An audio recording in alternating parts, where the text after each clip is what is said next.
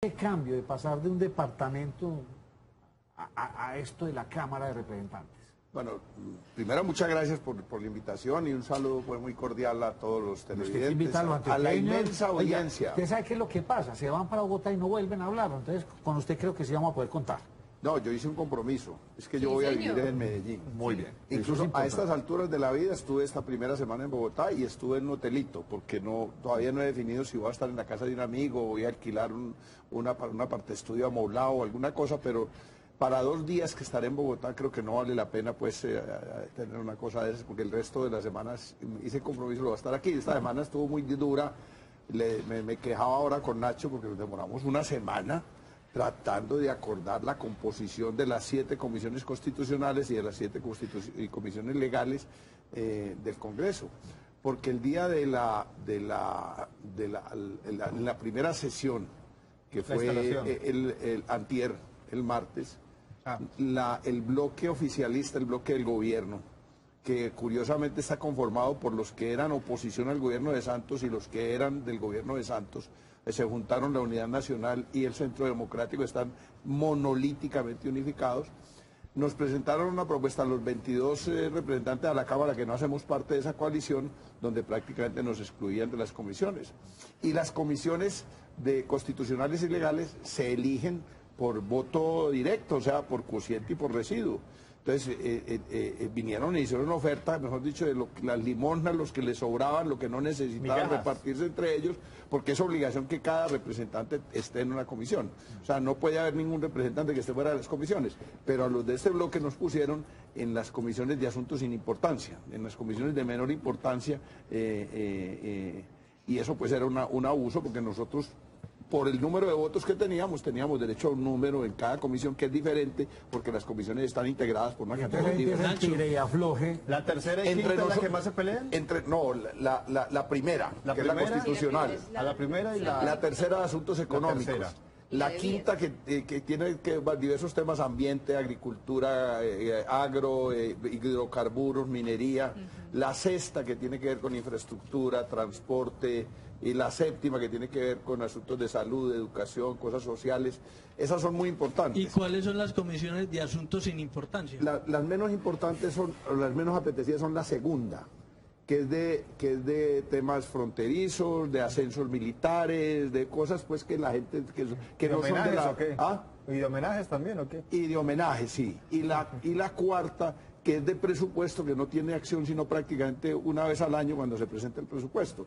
Entonces a nosotros nos querían acomodar a todos prácticamente en esas comisiones, y ellos repartirse las otras comisiones que tienen más importancia, más relación con la vida de la gente. Entonces les hicimos las cuentas. Entonces el problema fue que cuando nosotros hicimos las cuentas y les dijimos que no aceptábamos eso y que nos íbamos a voto limpio, nos pidieron tiempo para ellos reacomodar lo que ya estaba acomodado, porque entonces ellos ya tenían cuadrado su gente de los partidos liberal, conservador, la U, Cambio Radical y Centro Democrático, y las tuvieron que volver a acomodar porque nosotros íbamos a voto limpio y eso nos gastó. ¿Cuántos son ustedes? 22, que no somos del bloque, somos diversos, pero no somos del bloque oficialista. Sí. Somos de distintos partidos, de distintas opiniones, pero no hacemos parte del gobierno ni somos de la bancada oficialista. Pues yo le tengo una pregunta para darle paso aquí a los compañeros de la mesa, y es que hay como una percepción en el ambiente, una sensación de que todo está enrarecido. O sea, esto entre Iván Cepeda y Uribe, todo lo que está pasando, marcha el ex candidato a la presidencia y ahora senador Petro llama a una marcha el 7 de agosto, y uno siente que todo esto está como enrarecido, un tire y afloje político ya en unos niveles que Colombia de pronto no conocía. Nos toca vivirlos todo el día acá por la gente que nos escribe, y el país se polarizó pues impresionante, los que son de un lado y los que son del otro. ¿Qué está pasando? ¿Qué percepción tiene usted de esto? Estamos volviendo a una cosa que es inaceptable y que a Colombia no le sirve. Es una especie de guerra otra vez liberal conservadora. O sea, hoy la gente se está matando por el uribismo y el antiuribismo. Y eso no tiene sentido. O sea, parece chiste, porque yo lo he dicho como chiste en varias ocasiones, pero se volvió verdad. Es que el doctor Uribe nos dejó 2 enfermedades en Colombia. El uribismo, que se volvió una enfermedad, y el antiuribismo, que se volvió otra enfermedad. Entonces aquí el país lo polarizan en eso. Yo creo que eso no tiene sentido. Yo creo que aquí los problemas de Colombia van más allá de eso, o sea, van, pero mucho más allá. ¿Y usted no cree que Petro también podría ser una nueva enfermedad? No, por eso, es que en Petro está como encarnado el antiuribismo. Yo personalmente soy contrario a todas las políticas que adelantó el doctor Uribe desde su gobierno. Sí. No compartí ninguna. Nosotros no acompañamos ninguna política del gobierno del doctor Uribe durante sus 8 años. Pero no podemos personalizar la cosa en la cosa Uribe. Yo a algunos les he dicho que tienen como en la mente de que están contra Duque. Yo he oído esta expresión de algunas personas. Yo estoy contra Duque porque Duque es un títere de Uribe. Y yo les pregunto, ¿y si se muere Uribe? ¿Y si se muere Uribe? ¿Y si Uribe le hubiera matado a esa bestia que lo tumbó? Entonces ya Duque era bueno. No, Duque, yo no estoy de acuerdo con Duque, es porque lo que ha propuesto Duque para el país no me parece conveniente. Lo que ha propuesto Duque al país es continuar con las políticas con las que arrancó César Gaviria en el 90 y que han continuado todos los presidentes pasando por Uribe y por Santos. Y por eso me parece que es inconveniente para el país. Yo creo que ahí es donde debe estar el debate. Y estamos volviendo el debate, un debate muy pobre, muy personalizado y muy sintetizado en cosas muy superficiales. Yo creo que aquí hay que debatir, por ejemplo, los confeccionistas y los textileros de Antioquia se quejan de que están quebrados, se están perdiendo cientos de miles de puestos de trabajo en eso. Si no centramos el debate en eso, en el agro, los cafeteros, miren la carta que le escribieron al doctor Duque, están asfixiados los cafeteros. Permítame que yo tenga información. ¿Qué nos tiene usted para contarnos de los resultados de Colombia Moda? Sí, señor, vea, hoy fue precisamente el cierre de Colombia Moda, o más bien todavía hay eventos, pero el cierre para la prensa se hizo el día de hoy. Ellos dicen que se hicieron 19.393 personas de 40 países, se incluyen las personas que también vinieron desde diferentes puntos de la región. Se hablan que se realizaron 20 conferencias, 8 talleres, a los cuales asistieron más o menos 12.138 personas. Se hablan que fueron en total 70 momentos de moda. Y en cuanto al tema, Nacho, de cómo le fue a la ciudad, porque ya lo vi los resultados económicos de Colombia Moda, se habla de una derrama económica de cerca de 9 millones de dólares. Pero recuerde que el alcalde de Medellín y la secretaria de Desarrollo Económico hace 3 días cuando inició la feria nos hablaban de unas expectativas de derrama económica de cerca de 12 millones de pesos, o sea, de 12 millones de dólares, o sea que se bajó un poco a las expectativas que se tenían como tal. Se habla que por migración ingresaron 7.200 visitantes, un 6.5% más de visitantes del exterior, y algo que sí me parece positivo, por ejemplo, para el sector hotelero, es que se habla de una ocupación hotelera de cerca del 90%, pero por ejemplo en sectores como el Poblado, la ocupación hotelera estuvo por encima del 95%. Nacho, mencionaba el presidente de Inés Moda que las expectativas de venta se cumplieron en cerca de un 94%, él habla de 169 millones de dólares, pero hay que recordar que el año pasado no les había ido muy bien. Él dice que este año les fue un poquito mejor, aunque ahorita discutía con José, no es como a lo que estábamos acostumbrados en una feria como estas. Y otra cosa, Nacho, que le pregunto al presidente Inés Moda, mucho se ha rumorado de llevarse la feria precisamente para Bogotá. Él dice que mientras que él esté en la presidencia de Inés Moda, continúa Colombia Moda en la ciudad de Medellín. Nacho, y no se va. Y a propósito de esos resultados, de los resultados que le da Lili, 169 millones de dólares, la meta eran 180, o sea que no se cumplió por 11 millones de dólares. El año anterior la meta era 350 y fueron 179. En el 2016 fueron 399. En el 2015, 344. En 2014, un poco más de 300. Entonces, mire lo que ha bajado. Está un poco más de 300 en el 14, 344 en el 2015, 399 en el 2016, 179 en 2017 y ahora 179. Si me permite, le hago una observación. Usted tiene razón. O sea, nos quedamos... O sea, ahora con el dólar, con el precio que está Colombia, es absolutamente interesante para venir a comprar cosas. ¿Por qué? Porque es muy barato. Pero ¿qué pasó? O sea, no hay apoyo a la industria, no hay innovación. ¿Qué le está pasando al país? ¿O es que venimos de un gobierno que estaba en la tónica de la paz y el resto lo descuidó? De unos gobiernos. Porque es que esto viene acumulándose desde el 90. Es que esto lo puedo perder de vista. Es que desde la apertura económica. Claro, de la apertura económica. O sea, uno puede hacer negocios con todo el mundo. Yo no estoy en contra de que hagamos negocios con el mundo, ni estoy proponiendo que Colombia se cierre y que Colombia entonces no haga negocios con nadie. No. Si en Colombia no producimos computadores, pues importémoslos, ¿cierto? Pues yo no veo problemas. Si no tenemos fábricas de tractores para la agricultura, pues importémoslos. Pero yo pregunto, ¿por qué hay que importar ropa? O importar, si estamos importando como el 45% de la ropa que estamos usando los colombianos. O café. Sí, o café, pero yo quiero decir esto, en esos negocios de que ustedes están hablando, en esos dólares de negocios que se hacen en la feria, hay mucha parte que son expositores extranjeros que vienen a la feria y se llevan una tajada grande de los negocios que se hacen en Colombia. Entonces, yo no estoy en contra de que venga un brasileño a vendernos tangas, pues si quiere que venga tangas, pero nosotros tenemos que, el país y el gobierno especialmente, tiene que mirar los que están trayendo textiles, confecciones, telas y otras cosas y otros insumos de fuera, si allá están haciendo dumping, porque lo que está pasando es que están haciendo dumping. En el caso de las confecciones es impresionante. Yo creo que ustedes aquí han tenido a don Enrique Gómez y a la gente de la Cámara Colombiana de la Confección. Es un dato aterrador. Una prenda de vestir, la mitad del costo de producir una prenda de vestir es mano de obra. Y el salario mínimo en Colombia, que es miserable, que no alcanza para vivir, está en 780.000 pesos. En Laos o en Camboya, un salario mínimo puede equivaler a 90.000 pesos colombianos.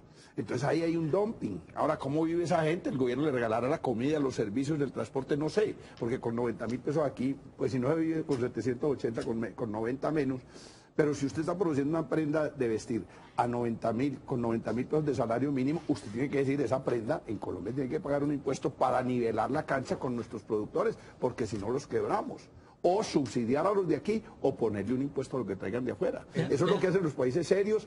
Turquía lo ha hecho, Italia desarrolló un gran sector textil, confección y de moda, protegiendo a sus productores nacionales y son una potencia en el mundo. Y nosotros que teníamos una experiencia acumulada, la estamos regalando. Ya, Nacho, a propósito de ese tema, hoy el presidente de Analdex, Javier Díaz, criticó en parte una de las primeras declaraciones de Duque frente al tema de los tratados de libre comercio. Duque dijo que no se van a firmar más tratados de libre comercio, que por el contrario se van a fortalecer los existentes, pero Javier Díaz desde Analdex considera que se deben seguir haciendo tratados de libre comercio, porque si no se hacen estaríamos en condiciones poco competitivas con dos socios muy importantes que tenemos, que son Perú y México. Bueno, sigamos con el tema político, esto tan enrarecido. ¿Usted qué opina y qué sabe en qué va este asunto de Uribe?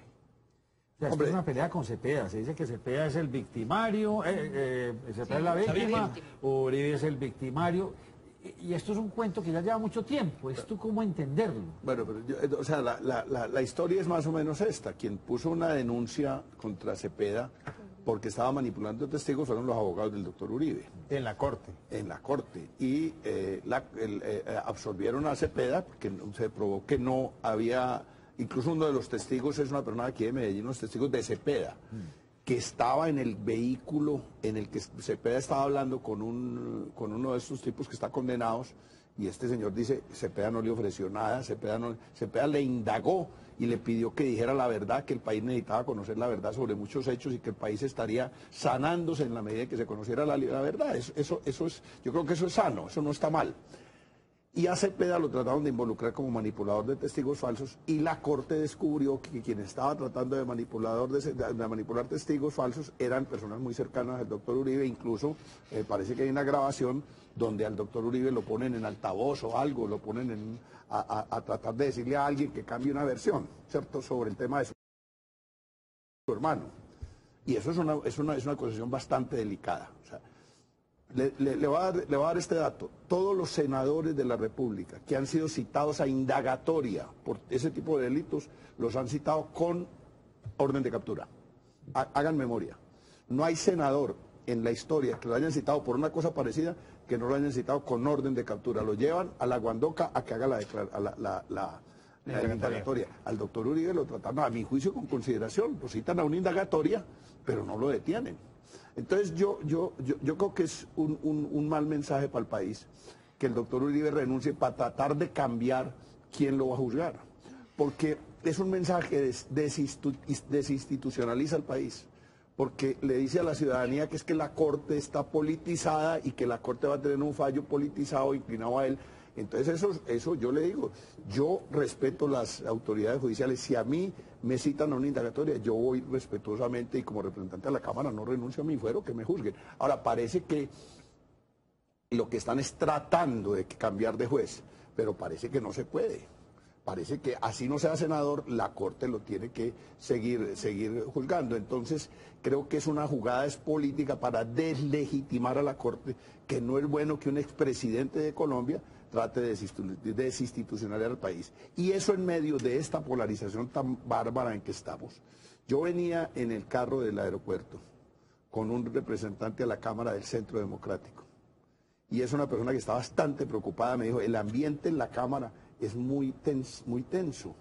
Yo fui a hablar con una gente del Polo y entonces me miraron feo los de mi partido, porque se supone que yo no puedo hablar con ustedes. Yo creo que a esto hay que bajar la temperatura, tenemos que voltear la página, porque si no vamos a seguir, y eso es muy conveniente para los grandes poderes del país, que están destruyendo el país, que nos agarremos a pelear, que entonces el país está dividido entre paracos y guerrilleros. No hay más, o sea, aquí no hay sino paracos o guerrilleros. Hay una cosa, en el gobierno ya cuando entre el actual presidente elegido, que es el presidente Duque, ¿cómo se va a garantizar que quienes no están, digamos, como en toda esa coalición, sino que están, pues obviamente del otro lado, cómo se va a garantizar que esa oposición va a ser verdaderamente constructiva y no que desafortunadamente algunos personajes estén pensando en simplemente no dejo hacer porque no quiero dejar hacer o no vamos a dejar hacer? Bueno, pero mire usted, o sea, nosotros, en el caso del Polo, fue el primer partido que se declaró en oposición. En cabeza del doctor Juan Enrique Robledo. Sí. Y el comité ejecutivo del Polo. Perfecto. O sea, el Robledo y todo el comité ejecutivo y toda la bancada. De los siete parlamentarios que tiene el Polo, todos estamos en oposición. Yo los únicos apellidos que le pondría a la oposición es que debe ser una operación seria, estudiosa, responsable en lo que diga, que vaya acompañado de pruebas y consecuente. O sea, sin cambiar puntos de vista por melada, por puestos, por cosas de esas. Los otros adjetivos a la oposición, el que tú dices, por ejemplo, de constructiva, es una, pues, toda crítica que usted hace, yo por ejemplo no estoy de acuerdo con que las críticas destructivas, no. Cuando usted critica algo, quiere decir que eso no le gusta, entonces quiere decir que tiene otra cosa que sí le gusta. O sea, cuando usted dice no a algo, está diciendo sí a otra cosa. Sí, pero que sea argumentada, o sea, que sea con buenas bases. Que sea argumentada. Ahora, eso es otra cosa. Yo no sé, ustedes han visto los debates que ha hecho Navas, o los que ha hecho Robledo, los que han hecho los parlamentarios del Polo, son debates argumentados, sustentados. Ahora, hay enfoques distintos. El gobierno tiene un enfoque, nosotros otro, pero nosotros tratamos de llevar pruebas de que lo que nosotros decimos es cierto. Eso. Ahora, la oposición también se manifiesta de otra forma, y es la movilización ciudadana. Yo creo que las luchas de los ciudadanos, de los agricultores, de los propios textileros, de los trabajadores, son una forma de oposición para exigir cambios de políticas. ¿Usted está de acuerdo entonces con la marcha que se plantea ahora el 7 de agosto? Pues yo no voy a participar en esa marcha porque yo pues todavía no entiendo muy bien por qué. O sea, yo estoy en contra de este gobierno, pero dijéramos qué objetivo. Uno cuando hace una marcha tiene un objetivo, protestar por una cosa, exigir que se cambie una decisión, una disposición, ¿cierto? Por ejemplo, hubo un plantón en Segovia para exigir que no se empiece a aplicar la ley de mercurio, que entró en vigencia totalmente el 15 de julio. Y el gobierno que desde 2013 tenía que implementar una serie de medidas pedagógicas, financieras, técnicas y tecnológicas para que eso pudiera entrar en vigencia, el gobierno no adoptó esas medidas, entonces los mineros protestaron hoy. Yo estoy de acuerdo con esa protesta, una manera de hacer oposición y decirle al gobierno, usted no cumplió la ley, no nos puede exigir a nosotros que la cumplamos porque para poderla cumplir tenía usted que hacer unas cosas, aplace más ese tiempo para poder implementar la ley con la que estamos de acuerdo. Yo estoy de acuerdo que hay que eliminar el mercurio de la producción de oro, pero al que trabaja con mercurio hay que darle una alternativa y la ley las contiene, dice que hay que dar unos créditos blandos, hay que hacer una investigación de unas nuevas tecnologías para entregárselas a los procesadores de oro. Entonces yo estoy de acuerdo con esas protestas con objetivos concretos. Por eso yo, cuando hay una protesta general, pues y que no sabe uno exactamente qué objetivo tiene, pues uno la respeta, pero no necesariamente tiene que participar. Usted ahorita mencionaba que está un poco tensa la situación, que hay problemas que no hable con eso, bueno, en fin. ¿No cree usted que de pronto el Polo se dividió cuando muchos decidieron irse con Fajardo y otros decidieron irse con Gustavo Petro? ¿Y cómo van a hacer para llegar ahorita y decir otra vez todos estamos unidos y vamos a ver qué se hace nuevamente en el Congreso? Bueno, evidentemente en el Polo hubo dos puntos de vista sobre esto, y eso fue, como tú lo dices, una división sobre un tema específico. Hubo dos enfoques y unos hicimos una cosa y otros hicieron otra. Pero las elecciones ya pasaron. O sea, ahora tenemos en el Parlamento, en las organizaciones sociales, en la vida ciudadana, que establecer una oposición al gobierno de Duque. Porque el Polo estuvo unificado en una cosa, es que el Polo no aceptó que nadie votara por Duque de sus dirigentes, ni que promoviera la candidatura de Duque. O sea, el Polo lo único que dijo es, la mayoría está con Petro, pero hay un sector que se reserva el derecho a votar en blanco. Hasta ahí estuvo, pero mire que ninguno en el Polo hizo campaña ni votó por Duque. Como estuvimos en contra de la propuesta de Duque, hoy estamos todos unificados en que somos oposición a Duque. Entonces, las elecciones ya pasaron, no tuvimos una discrepancia. Hoy esa discrepancia ya pasó, porque ya hoy esa página pasó y hoy estamos en oposición a Duque. Ahora, cada fuerza de oposición en el Congreso tendrá sus enfoques. En la Cámara, les puedo adelantar esto, los 20 que estábamos, porque no estaban los 22, del bloque que no es del gobierno, logramos un consenso sobre cómo integrar las comisiones constitucionales con nuestros votos. Y lo hicimos en un espíritu tranquilo y no hubo pues ese debate que había sobre si Petro, si Fajardo, eso pasó. Ahí estábamos los que estuvimos con Petro, los que estuvieron con Petro, los que estuvimos con Fajardo, estuvimos juntos ahí, en esa cosa, y logramos sin ningún esfuerzo, sin ningún sacrificio, lograr presentar una fórmula de lo que nosotros aspirábamos en las comisiones constitucionales y legales, verdes, los de maíz, los de los decentes, incluso los de las FARC estuvieron ahí, se sumaron a nuestra propuesta de presentar una lista conjunta. Y la íbamos a presentar y la íbamos a votar. Y nos hubiera ido mejor que como nos fue con el acuerdo. Pero finalmente, para facilitar las cosas, se llegó a un acuerdo muy tarde, como a las 2 de la mañana esta madrugada. Va Germán y después Miguel Ángel. Yo tengo una pregunta. Así como se le pide a la oposición que sea una oposición, como lo mencionaba Lina, con argumentos y con propuestas, hablemos del otro lado, garantías para la oposición. ¿Usted cree que el estatuto de oposición, anticorrupción no, sino estatuto de la oposición es suficiente, son suficientes herramientas para garantizar que la oposición pueda hacer oposición? Es un avance, es un avance. Es una desgracia para este país que después de la Constitución del 91, llevamos 27 años, en que la Constitución decía que había que elaborar un estatuto de oposición y nos demoramos 27 años para que se aprobara en el Congreso. Esto es como increíble. Usted va a otro país y le dice que la Constitución obliga a hacer algo y que se demoró el Estado 27 años y no le pueden creer. ¿Cómo así 27 años? Bueno, por fin hay un estatuto de oposición, pero a mi juicio es un avance, pero es insuficiente. Y le voy a decir dos argumentos principales por los que a mi juicio es insuficiente. El primero, porque en el tema de la elaboración del orden del día de las sesiones plenarias, solo tiene derecho la oposición a introducir algún punto en 3 sesiones, en cada legislatura. Eso es muy insuficiente, porque una de las maneras de bloquear la oposición es que los proyectos que son de interés de la oposición no se voten, no se lleven a la plenaria, no se desarrollen, entonces terminen hundiéndose porque no se discutieron. Y esa es potestad del presidente de la corporación. Una manera de bloquear proyectos importantes que presentamos nosotros es no presentarlos. O sea, se presentan, pero no se lleva a discusión a la plenaria porque el orden del día lo elabora el presidente y a veces lo meten en el orden del día en el último punto cuando ya no hay quórum o no lo meten. Entonces, a la oposición se le debiera dar una mayor participación. Yo sería partidario que en el Estatuto de Oposición se introdujera que en todas las sesiones la oposición tuviera derecho a incluir siquiera un punto del orden del día. ¿Eso no es co-gobernar?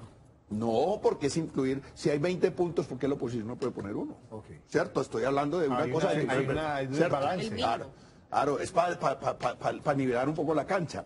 Y la otra cosa que me parece importante es que debiera haber alguno de los órganos de control, alguno de ellos, en los que la oposición tuviera o el cargo principal o el segundo cargo en esa, o sea, Contraloría, Procuraduría, esos cargos que son importantes, pero que son muy politizados por aquello de la mermelada, porque los elige el Congreso y entonces los señores de esos puestos le atienden a sus parlamentarios, a sus senadores y les aplazan los procesos, los dilatan, los dejan prescribir o los absuelven.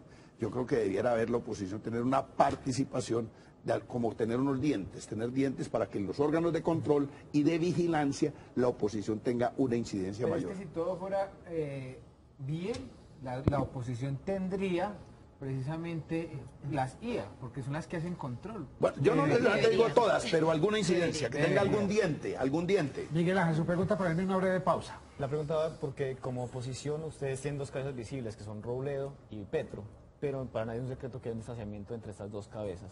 ¿Cómo entender esto para que ustedes para que no se debilite la oposición, sino que se pueda fortalecer? Bueno, pero el distanciamiento fue en las elecciones. Ahora no se extrañen que haya una reunión de todas las fuerzas de oposición y de las bancadas de oposición y que incluyan que haya una reunión de Petro y de Robledo para acordar cosas. Sí, porque Robledo le dio duro a Petro. Y no solamente en el periodo de elecciones, sino también en los últimos días él ha sentado su posición que no está todavía de acuerdo con muchas cosas. Yo quiero decir esto, es que al principio hubo como una tesis, incluso en medios, no tanto en medios, de que entonces el jefe de la oposición era Petro. Entonces Robledo dijo, no, aquí hay jefe de la oposición en cada partido. Alianza Verde, por ejemplo, también dijo, no, Petro no es el jefe de nosotros tenemos jefes en nuestro partido y nuestro partido toma sus decisiones. Independencia de partido. Claro, y el Polo tomará sus decisiones y el partido de Petro tomará sus decisiones y las FARC tomarán sus decisiones, pero como no estamos en el bloque de poder, no estamos y no vamos a estar, porque no vamos a estar, no porque no nos reciban, si nosotros vamos allá seguramente nos reciben, sino porque no estamos de acuerdo con esa propuesta de ellos, nos tenemos que acordar entre los que estamos en el bloque de acá, y seguramente les digo, no se extrañen que haya alguna reunión donde esté el jefe de los Verdes, Petro, Robledo, el presidente del Polo, que haya gente para acordar cosas de la oposición. Le digo, en la Cámara todo el tiempo estuvimos con yo estuve como compromisario del Polo y todo el tiempo estuve con María José Pizarro, que era la compromisaria del petrismo, y todo el tiempo estuvimos conversando y acordándonos de cómo actuar en la Cámara. Estuvimos con Inti Asprilla, que es el compromisario de Alianza Verde, y estuvimos con el señor Luis Alberto Albán, que era el compromisario de las FARC. Y ahí estuvimos discutiendo cómo esta fuerza, este sector distinto, tenía una participación democrática en las comisiones constitucionales. Permítanme hacer una muy breve pausa. Volvemos con ustedes y este tema con un representante a la Cámara antioqueño, porque se van para allá y nunca vuelven, pero ella está comprometida a visitarnos de vez en cuando. Ya volvemos a ir a Bogotá de vez en cuando. Minuto, José Fernando Gil. Jorge, ustedes son oposición y necesaria la oposición en cualquier democracia, pero no se le rescata nada a Duque. Hasta hoy no. De sus propuestas no. Las propuestas de gobierno nosotros las hemos estudiado juiciosamente. O sea, nosotros no estamos... Alguien me hizo un reclamo a mí en estos días y me dijo, pero ustedes ¿por qué están en oposición a Duque si Duque ni siquiera se ha posesionado? Sí. Dije, pero no se ha posesionado, pero ya nombró ministros. O sea, desde el desayuno se sabe cómo va a ser el almuerzo. Y tenía un programa de gobierno al que nos opusimos cuando... Mejor dicho, si nosotros no nos oponemos hoy a Duque antes de posesionarse, era porque no habíamos leído su programa de gobierno, pero lo leímos. Pero, yo le tengo que hacer una pregunta ahí, cambiando la de José. ¿Y ustedes le hubieran hecho oposición si hubiera ganado Petro? Porque el doctor Robledo habló fuerte de las propuestas de los aguacates, del petróleo. Hay unos videos del doctor Robledo bastante interesantes cómo desvirtúa las propuestas de Petro. ¿Le hubieran ustedes hecho oposición? Yo creo que porque es que con Petro había algunas cosas que sí coincidíamos, ¿cierto? Que de las propuestas que él hizo, no sabemos que con tanta convicción, pero las hizo, hay unas cosas que coincidíamos. Entonces pues esto es como una presunción, porque pues una cosa de que no pasó uno, pero yo creo que si hubiera habido un gobierno de Petro, nosotros hubiéramos declarado independencia crítica, ¿cierto? Es decir, apoyar unas cosas si era necesario y criticar lo que nos pareciera. Va a hacer la mitad Germán Mendoza, que el tiempo no agota. No, es que la independencia crítica es una manera. Sí, no, está bien, me parece interesante, o sea, por la mitad, ni para allá ni para acá, pero lo estamos criticando, y es muy constructivo. Y por ejemplo, la propuesta de fortalecer la educación pública, para nosotros es parte de la nuestra, y esa la propuso Petro, y bueno, en eso nos hubiéramos coincidido perfectamente. Él está hablando de apoyar la industria, pues nosotros hemos sido líderes del apoyo a la industria nacional, eso ha sido parte del ADN nuestro, y entonces en eso podríamos haber coincidido con él también. Muy bien, Germán. Usted en la pausa nos hablaba de que no era conveniente para el país, para como está el país en este momento, que Álvaro Uribe fuera a la cárcel, que digamos que habría otro escenario y que sería más voluntad del propio expresidente de contar cosas, de buscar como otro escenario para contar lo que ha pasado en el conflicto armado y no necesariamente ir a la cárcel. ¿Cómo sería eso? Ya. Álvaro Uribe es una parte clave en el conflicto armado colombiano. Eso no lo podemos pues aquí ocultar. O sea, él es uno de los actores principales de ese conflicto. No solo ahora cuando fue presidente del 2002 al 2010, sino cuando fue gobernador de Antioquia, ¿no? O sea, aquí hay una historia vinculada de Uribe con el conflicto armado. O sea, desde el lado del Estado y también desde el lado de actores que estaban del lado del Estado, pero en la ilegalidad. Entonces, Claudia López dijo en estos días, y yo coincido con esa opinión de ella, que al país le iría muy mal si Álvaro Uribe termina en la cárcel y las FARC en el Congreso. Pero para que eso no suceda, Álvaro Uribe tiene que ayudar. Tiene que ayudar ayudando a esclarecer la verdad sobre el conflicto, que es finalmente de lo que se trata.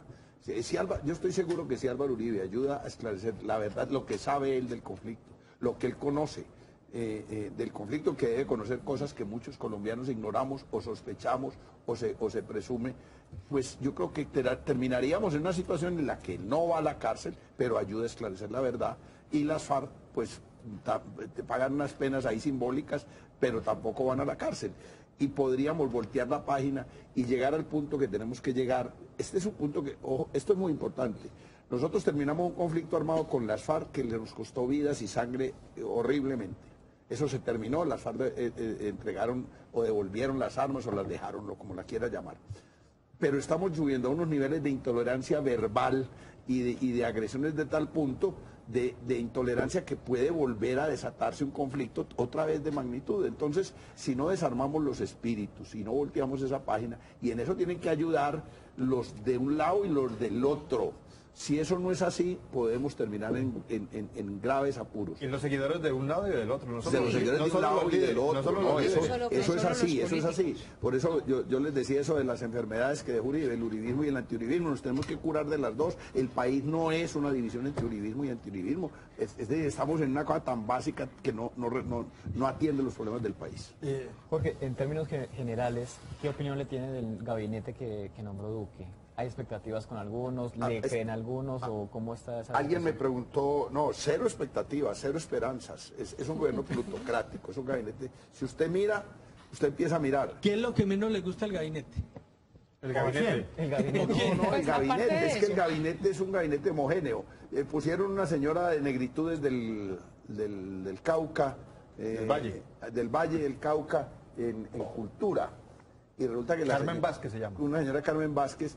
Y es como un adorno, como una pantomima, porque la señora eso de cultura no sabe mayor cosa, entiendo que sabe algo de folclore, pero pues es como que un funcionario lo nombren en cultura porque usa una mochila guayú o alguna cosa de... O sea, no, su oposición está clara, no le gusta ninguno. No le gustan ni los planteamientos ni educación. Carrasquilla es horrible. Carrasquilla ustedes yo no sé si se acuerdan del plan Carrasquilla. Eso en Antioquia causó estragos. Cuando salió el tema del Plan Nacional de Aguas, que era una cosa donde a los municipios le quitaban la plata de las transferencias para saneamiento básico y lo manejaban en un fondo, en una bolsa común que la manejaba la gobernación con unos alcaldes nombrados por los alcaldes. Esa fue una fórmula muy mala para los municipios, pero Carrasquilla propuso una peor, que era una fiducia privada, donde la plata los municipios le entregaban a esa fiducia, y eso fue un fracaso tan grande que el Estado después tuvo que socorrer a los municipios que habían metido la plata en el plan Carrasquilla. Es la cosa de volver privado y negocio financiero todo. Esa es la idea de Carrasquilla. Es el ideólogo de la reforma pensional última, es el ideólogo de las reformas laborales. O sea, el señor Carrasquilla, ¿qué expectativas puede tener los colombianos con Carrasquilla? Ninguna. Que el Congreso, para eso está el Congreso, a ver qué pasa. Claro. Y empiece a mirar. Usted ahorita dijo algo que me llamó mucho la atención y yo le voy a decir, estoy creo que pensando como muchos colombianos. Digo, no, es que las elecciones se acabaron. Pero yo pienso que muchos colombianos estamos pensando que con todo este cuento de la oposición, no, las elecciones acabaron, pero empezó la campaña. para dentro de 4 años, porque Que es que se van así. ya no son periodos de 8 años, esto del cuento de la reelección, sino que uno lo que está, o es una percepción mía, y mucha gente me lo ha dicho, no, esto parece que estuviera en campaña, o sea, ni siquiera el nuevo presidente ha entrado allá, y ya esto es el acabose. ¿Será que estamos en eso? O sea, la oposición va a servir, o todo esto que está viviendo el país es una campaña los próximos 4 años. Adelantado. Bueno, yo no tengo candidato para entre 4 años. Todavía no lo tengo a la vista, no sabemos qué va a pasar. No, usted sabe, Robledo se puede lanzar, el mismo Petro puede, Fajardo también, entonces ustedes ya tienen 3 candidatos por ahí lado. Y ustedes los tienen clarísimos. El otro lado ¿Usted no. qué va a saber, Nacho, si él quiere ser el presidente? Mejor no me lo metan, porque termina más denunciado y termina... Pero imagínense, ustedes ya tienen 3 candidatos, ¿sí? La derecha no tiene, ni los otros partidos, nada. Ustedes lo tienen, cabezas tan visibles. Lo tienen clarísimo. ¿Será que empezamos campaña desde ya? Yo no estoy en campaña, yo estoy para lo que me eligieron. Y tengo ya planteados 4 debates de control político, 5 o 6 proyectos de ley y posiciones sobre los proyectos de ley que el gobierno ha anunciado, que ya los ha anunciado. Reforma tributaria, anunció en el empalme, esto es gravísimo, gravísimo, anunció en el empalme que va a pedir facultades extraordinarias para reformar la educación. Facultades extraordinarias. O sea, esto es el peor de los mundos. Cuando usted entrega facultades a un gobierno, pues no, usted sabe que entregó la facultad, le da un cheque en blanco. Lo que no ha podido hacer, lo que no pudo hacer Santos con la reforma de la ley 30 por la oposición del movimiento estudiantil, lo que no ha podido hacer porque el FECODE se ha opuesto y ha estado peleando antes porque se aumenten las transferencias, lo podrían hacer vía facultades extraordinarias. Eso yo anuncio desde ya que no estoy de acuerdo con concederle facultades extraordinarias ni al doctor Duque ni si el presidente fuera Robledo. Para esto es un debate democrático con las organizaciones sociales y con la diversidad de opiniones que tiene el país. Me tengo que ir. ¿Usted qué va a hacer por Antioquia? Esa es una cosa que todo lo que vamos a hacer es por Colombia, pero con énfasis en Antioquia. Por ejemplo, yo tengo un trabajo que me he propuesto y es el tema de la minería. Este es un tema que lo voy a trabajar con mucha intensidad. Colombia es el departamento más minero de Colombia. Antioquia, perdón, es el departamento más minero de Colombia y es el que mayores problemas de contaminación tiene y es el que mayor afectación tiene con las medidas del gobierno contra la pequeña y mediana minería. Si ese conflicto minero no lo resolvemos, ese conflicto va a ser un conflicto que va a causar graves estragos sociales, ambientales y de salud. O sea, ¿usted está de acuerdo en restringir la minería a su máxima expresión? Yo estoy de acuerdo con esto. Yo estoy de acuerdo. Minería sí en los territorios ancestralmente mineros, minería no en los páramos, en las zonas de reserva y en las zonas de vocación agrícola, porque le cambian la vocación del territorio y debe ser consultado con las comunidades, pero en los territorios ancestrales yo no veo por qué en Bajo Cauca, en Nordeste y en Occidente, zonas tradicionalmente mineras, no se puede hacer minería, además bien hecha por pequeños y medianos mineros, porque en los gobiernos de Colombia, en el de Uribe y en el de Santos, se nos vendió la idea que los únicos que pueden hacer minería bien hecha son las multinacionales. Y no es así, eso es mentira. Los pequeños y medianos mineros pueden hacer minería muy bien hecha, respetable con el medio ambiente, si se les formaliza y si se les da respaldo técnico, financiero y de apoyo para sus actividades. Ese, por ejemplo, es un compromiso que es para todo el país, pero que tiene más énfasis en Antioquia, para dar un ejemplo. No, lo voy a invitar más. Yo tengo otra batalla que me comprometo a darla, no sé si la gane o la pierda, pero a darla. Nosotros tenemos un problema gravísimo con Sabia Salud. Está quebrado. Y todos los debates que se han dado sobre Sabia Salud, hay unas cosas que no se han visto muy claras, pero que yo sé que las tengo claritas. La unidad de pago por capitación, que es lo que le entregan a la EPS para atender cada afiliado, tiene una diferencia grandísima entre el régimen subsidiado y el régimen contributivo. O sea, mientras a una EPS del régimen contributivo le dan más de 800.000 pesos por afiliado al año, a una del régimen subsidiado le dan 700.000 y pico. Entonces, y las obligaciones de la EPS con el afiliado son las mismas en el régimen subsidiado que en el régimen contributivo. Eso le cuesta a Sabia Salud 125.000 millones de pesos al año. Eso es un crimen que está cometiendo el gobierno nacional. Déjeme volverlo a invitar para que hagamos una charla más amplia sobre eso. Claro. Él es Jorge Gómez, representante a la Cámara por el Polo de Antioquia, está estrenando ese puesto. Muchas gracias por habernos acompañado y espero tenerlo aquí en esta mesa para que sigamos discutiendo desde Antioquia todo este acontecer nacional. Con todo gusto, Nacho, yo pues estoy muy agradecido con ustedes porque siempre han sido muy amables conmigo y aquí estaré. Perfecto, Germán nos tiene bien informados, continuamos con el programa.